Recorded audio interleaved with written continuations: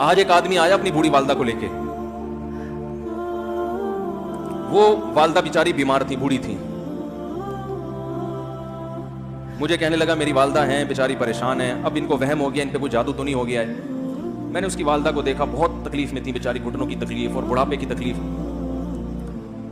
تو میں نے اس نوجوان کو دیکھا, میں نے کہا یار آپ ان کی خدمت کر رہے ہو؟ کہہ رہے میں اکیلا ہی ہوں خدمت کرنے والا.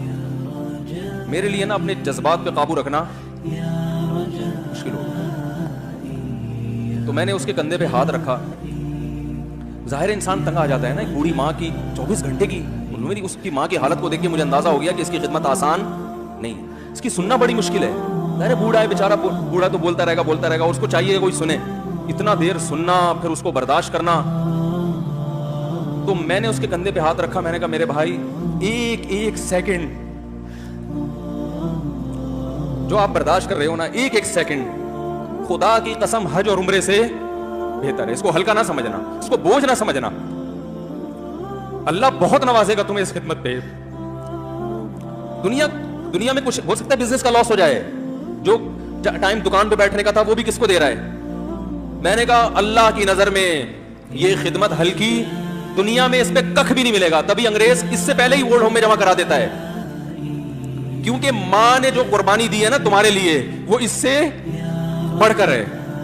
وہ بھول جاتا ہے انسان, اور اس پہ کوئی موٹیویٹ کرنے کے لیے تیار نہیں ہے. وہ فادر ڈے اور مدر ڈے مناتے ہیں بس سال میں ایک دفعہ. قرآن کو پتا ہے کہ انسان اپنے محسنین کو سب سے پہلے بھولے گا, کیونکہ ان سے جتنا فائدہ اٹھانا تھا اٹھا لیا. اب اس سے نہ کوئی فیکٹری چلے گی, نہ معیشت مضبوط ہوگی. گورا سارا فوکس کس کو کر رہا ہے؟ کنٹری مضبوط ہو جائے, ہے بھائی, بزنس اچھا ہو جائے. اللہ کو پتا ہے ان لوگوں نے تمہیں جنا ہے. ماں نے, قرآن کیا کہہ رہا ہے, حملتہ امہ کرہن ووضعتہ کرہا. اس ماں نے تمہیں تکلیف سے پیٹ میں اٹھایا اور تکلیف سے تمہیں جنا ہے.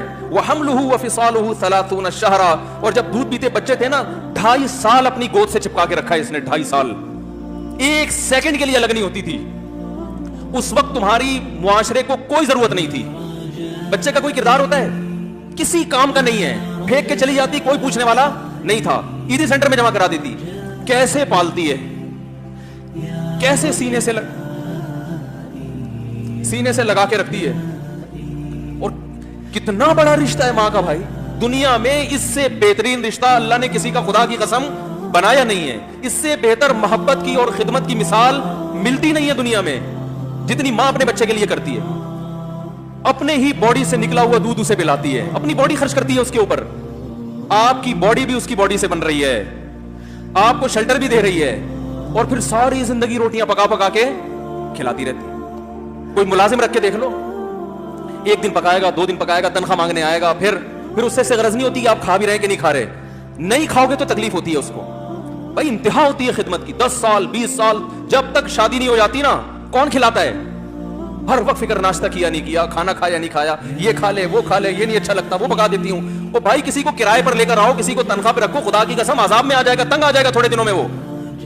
اور کمال در کمال یہ کہ انتہائی ایسی خدمت کرنے کے بعد اس خدمت کا معاوضہ بولو بھائی نہیں مانگتی.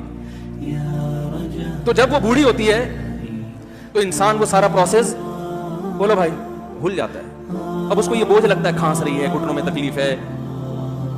اپنی بیوی کو دیکھا کرو یار, کیسے پالتی ہے,